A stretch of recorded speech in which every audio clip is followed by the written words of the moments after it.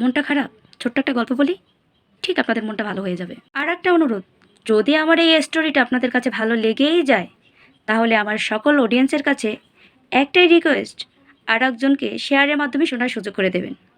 তাহলে শুরু করা যাক। একদিন প্রচণ্ড ঝড় হচ্ছে মাঝ সমুদ্রে।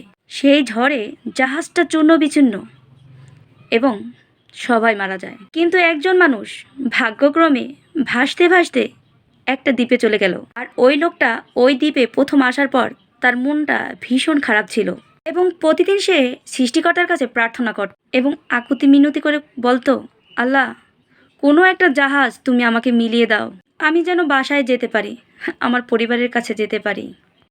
একদিন যায়, 2 দিন যায়, মাস যায়, বছর যায়, কেউই আসে না তাকে হেল্প করতে। পরে সিদ্ধান্ত নিল যে এখানে একটা ঘর নির্মাণ করা উচিত, আমাকে তো থাকতে হবে। পরে নিজেই কিছু কাঠখড় জোগাড় করে সে একটা ঘর নির্মাণ করলো। বেশ কিছুদিন ধরে সে থাকতেও শুরু করলো।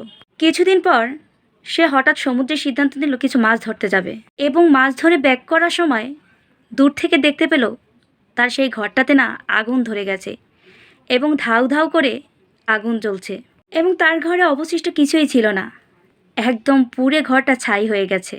এবং সঙ্গে সঙ্গে তৎক্ষণিক সে সৃষ্টিকর্তার কাছে বলল, আল্লাহ, আমি একটা ঘর নির্মাণ করলাম, আজ তুমি আমার কাছ থেকে সেই ঘরটাও কেড়ে নিলা।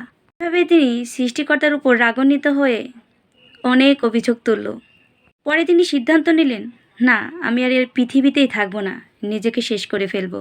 আর যখনই তিনি নিজেকে শেষ করার জন্য সমুদ্রের দিকে পা বাড়ালেন এবং সমুদ্রের পাড়ে যেতেই তিনি অবাক হয়ে দেখলেন একজন নাবিক একটা জাহাজ নিয়ে তার কাছে হাজির। সেই লোকটা অবাক হয়ে জিজ্ঞাসা করল নাবিককে, এতদিন আমি একা পড়েছিলাম, কেউ আমাকে হেল্প করতে আসলো না, আপনি ভাই কোথা থেকে আসলেন? তখন নাবিক উত্তরে বলল, কিছুক্ষণ আগে যে আপনি ধোঁয়া দিয়ে সিগন্যাল দিয়েছেন, আর এর মাধ্যমে আমরা বুঝতে পেরেছি হয়তো ওখানে কোনো লোক আটকে পড়ে আছে, বিপদে আছে, তাই আমরা তাকে হেল্প করার জন্য এখানে চলে এসেছি। More of the story.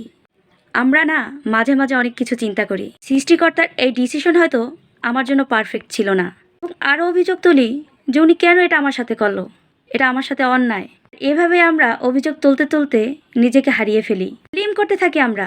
ভাগ্যটাই মনে হয় সবচেয়ে আমার বেশি খারাপ। কিন্তু না, আসলে না, এটা উচিত না। উচিত ওইটাই যেটা আমার সাথে হচ্ছে, ওটা সৃষ্টিকর্তার ডিসিশন। আর মেনে নেওয়া, অপেক্ষা করা ওই মুহূর্তের জন্য হতে পারে আমার জন্য সেরা পুরস্কার। ধৈর্য সহকারে আমাদের না সেটা অপেক্ষা করা উচিত। আসলে আল্লাহ পরিকল্পনাকারী, আল্লাহর পরিকল্পনার সামনে কোনো পরিকল্পনা নাই। আল্লাহ তাআলা দুনিয়াতে এই আমাদেরকে সৃষ্টি করেছে, তার বান্দার ভালো মন্দ সব কিছু তার উপর নির্ভর করে। তিনি যেটা আমাদের জন্য করে সেটা আমাদের জন্য মঙ্গল হয়। যা কিছু করে, ভালো হোক মন্দ হোক, সেটা ভালোর জন্যই করে। যাই হোক, আমার এই স্টোরিটা যদি আপনাদের কাছে একটুকু ভালো লেগে থাকে, তাহলে আমার সকল অডিয়েন্সের কাছে একটাই রিকোয়েস্ট, একটা লাইক, কমেন্ট, শেয়ার দিয়ে অন্যকে শোনার সুযোগ করে দিবেন। ভালো থাকবেন সবাই, সবার সুস্বাস্থ্য কামনা করে আজকের মতো বিদায় নিচ্ছি। আল্লাহ হাফেজ, আসসালামু আলাইকুম।